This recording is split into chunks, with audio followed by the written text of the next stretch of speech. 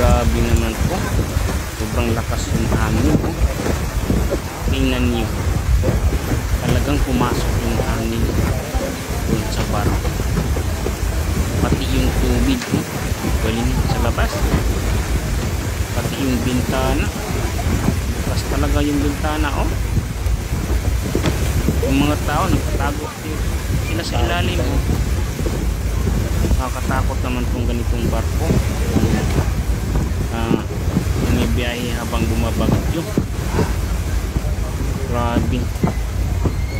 Buti yung mga tao na to ay hindi sila matatakot oh. Parang matapang talaga sila. Pero yung hangin talaga kontra nila dito oh. Nako, uga-uga na yung barko nila. Tapos madilim pa. Natapat sila ng gabi. Kawawa pati yung foam oh. Basang-basa to. Nako. Nakatakot talaga yung ganito. Lalo na yung mga first timer na sumasakay ng barko. First timer pa nga sumasakay, na-trauma pa. Nako. Bakit kasi tinatapat ng gabi pagbiyahe?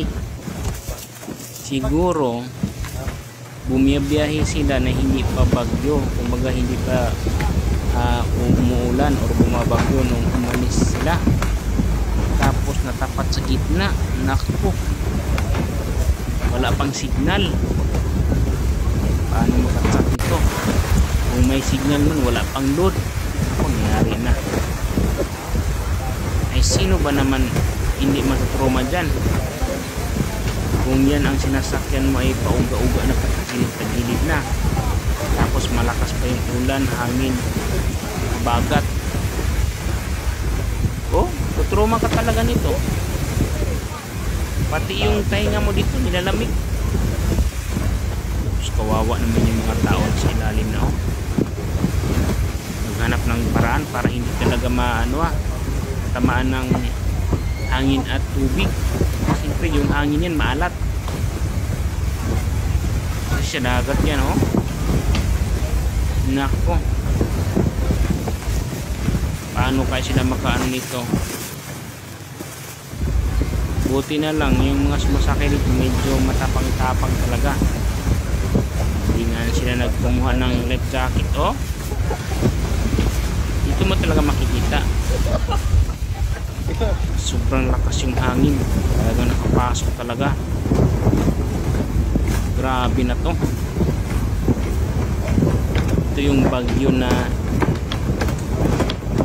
tumama talaga ito sa atin oh.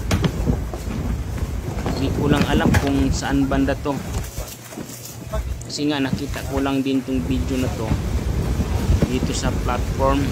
Tapos ina-upload ko lang mga ka-idol para makikita naman ninyo kung ano ang sitwasyon kapag sumasakay ng barko, at lalo na kung ikaw ay first timer tapos inabutan ka ng bagyo. Ganyan talaga ang mangyayari sa iyo, na siyempre matruma ka. Kasama na lahat yung kaba, yung gutom ka, yung tipong gutom ka, hindi mo maramdaman talaga yan. Grabe na to.